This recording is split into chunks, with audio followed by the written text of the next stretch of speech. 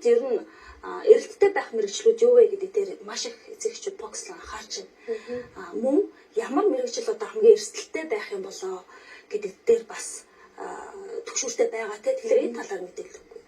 За баярлалаа энэ өрсөнд. Тэгээд энэ стратеги судлал гэдэг маань өөрөө энэ нэг шийдвэр гаргалт хамгийн чухал зөвлөж учраас бид шийдвэр гаргалтын талаар ярих гэж байгаа гэж ойлгож байна. Дээрээс нь би санхүү эдийн засгийн сургууль зарчилгуучлалын бакалаврын зэрэг олох хөтөлбөрийн эрхлэгчээр 4 жил ажилласан. Бас яг боловсролын салбарт ажилласан. Яг 12 дугаар анги төгсөөд орж ирж байгаа хүмүүс дээр нэстэ 4 жилийн одоо ажил бас хийсэн. Энэ зарчилгуудыг бас давхар ярих гэж бодлоо. За тэгээд яг эрсдэлтэй устгаж алга болох мэрэгжил гэдэг дээр хэрвээ бид нэр фокуслах юм бол одоо яг нөгөө тухайн хүний сонирхол те яг нөгөө ур чадвар гэдэг зүйлээс нь бас ерөөдөө хазаах магадaltaй.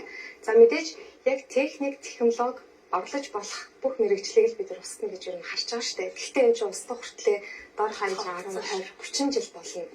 Гэт шууд маргааш нь устгаж алга болохгүй. Тийм болохоор энэ дээр бол их битгий фокуслаач гэдэг. Одоо бүхэн энэ дээр илүү фокуслж байгаа шүү дээ. Миний бол одоо юу хэцүү бол энэ дээр ди фокус гол нь танаа хүүхэд өөрөө ямар дур сонирхолтой байна, яг ямар ур чадвартай байна. Энэ мэрэгжил сонголт чинь ганцхан дуртай зүйл гэдгээс илүү нийгмийн, сэтгэл зүйн, бие бэлтрийн, ур чадварын, оюун одоо ухааны чадвархын гэдэг маш олон зүйлийг шаардж идэг. За тийм болохоор хүүхдийн хамгийн чухал нэг таних одоо та нар түрүүнээс ярьжсэн шүү дээ. Ерөөсөн өөрийгөө танихаас л ерөөсөө эхлэх хэрэгтэй. За тийм Монголын одоо хөдөлмөрийн зах зээлийн эрэлтийн судалгаа бол 2.5 жил тутам нэг шинжилгээ хийгдэж идэг. Бид нар тэндээс одоо эрэлттэй мэргэжлээ харж болно. Бид нар ч мэдээж нэг одоо ингээд устгаж алга болох гэдэг байгаа нь олон улсын түвшинд бүр эрэлтийн түвшинд том яригдж байгаа боловч бид нар Монголд амьдран тэгээд дэлхийд өрсөлдөнө гэдэг утгаараа яг Монгол маань өөрөө одоо яг ямар хүн капиталыг төгсөөд байгаа Монгол улсад ямар хүн капитал хэрэгтэй байгаа гэдэг бас судлах нь чухал. Тэгэхэд бол мэдээж одооний хүмүүсд айгүй айхтар болсон шүү дээ. Бидний үеийн шиг те. Бид нар ч одоо баг ноутбуктэй байж үзээгүй төгслөө шүү дээ. Гэтэл өнөөдөр ч одоо энэ технологиг ашиглаж байгаа учраас одоо алсын араа 25 хүүхдэд маш сайн унших хэрэгтэй.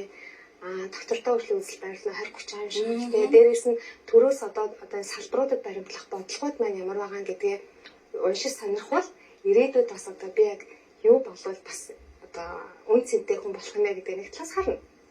Нөгөө талаас нэг алдж байгаа зүйлүүд юу харагддаг вэ гэхээр одоо энэ чинь нэг 12 дугаар анги төгсөж байгаа гэдэг чинь хүсэл мөрөөдөлтэй явж байгаа шүү дээ. Зорилго болж амжаагүй. Тэгэхээр тэр хүсэл мөрөөдөл гэдэг чинь маш олон зүйлүүд бидэд багтж байгаа. Бид нар багш, эмч, онгоцны одоо нисгэгч те, төвлөрүүлэгч, дуучин, бүжигчин энэ бүгд чинь бидний нэг хүсэл мөрөөдлөд байгаа. Тэгвэл энэ дундаас одоо яг алийг нь сонгох гэдэг чинь зорилго гэдэг зүйл рүү гарч байгаа шүү дээ. Тэгэхээр нэг анхааруулж хэлэх зүйл маань хоббигоо зорилготойгоо холдог тийм алдаа их гардаг. Яг зөвхөн жишээлбэл одоо за миний хобби бол одоо би дуулах, шүлгэгч гэх ингээд хобби байтал яг энийг би мөнгө олгоод цаашаа явна гэвэл үндсэн байхгүй юу? Айгүй олон дуулж үзлээ. Тэг яг тэрнгээр би ингээд амжиргаагаа залгуулах хэмжээнд би тэрийг хийх юм биш юм байна. Яг тэгвэл хаяа сонирхлоороо дуртай үедээ аз жаргал мэдрэх гэж хийж байгаа зүйл болохоос ш энэ бол миний ажил биш юм байна. Тэгэхээр энэ нэг сонирхож байгаа тэр зүйл маань өөрөө ирээдүйд одоо яг би амьдралаа авч явах.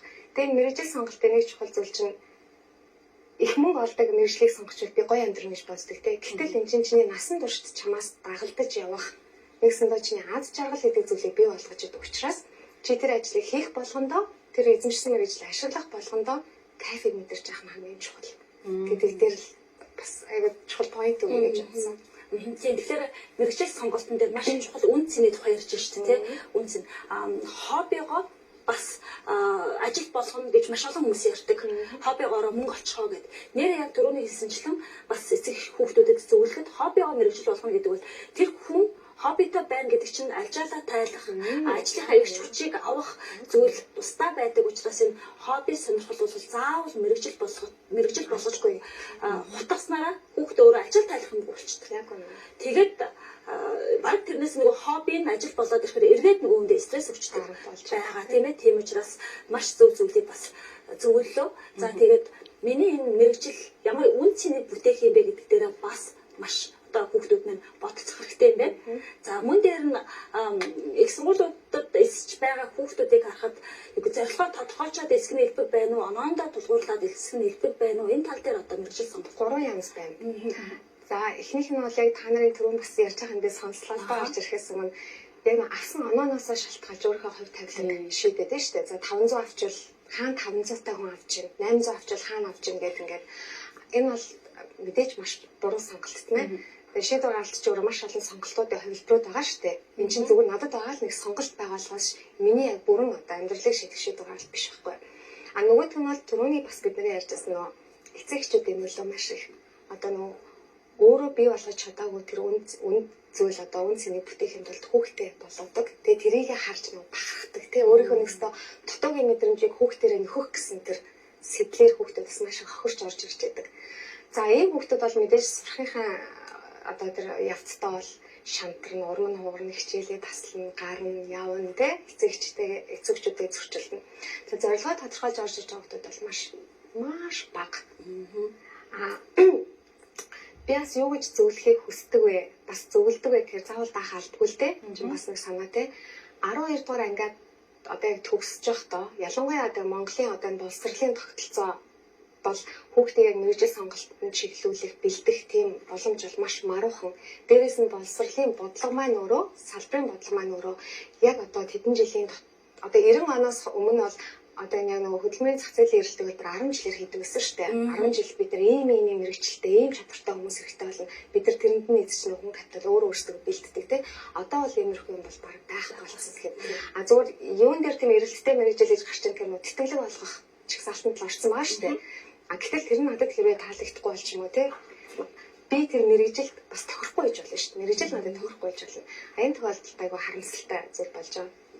Тэгээд тэр 12 дугаар ангиад төгсөхдөө ер нь яг зорилгоо тодорхойлоод мэрэгчлээ 100% сонгож байгаа хүмүүс бол бараг байхгүй боломжгүй.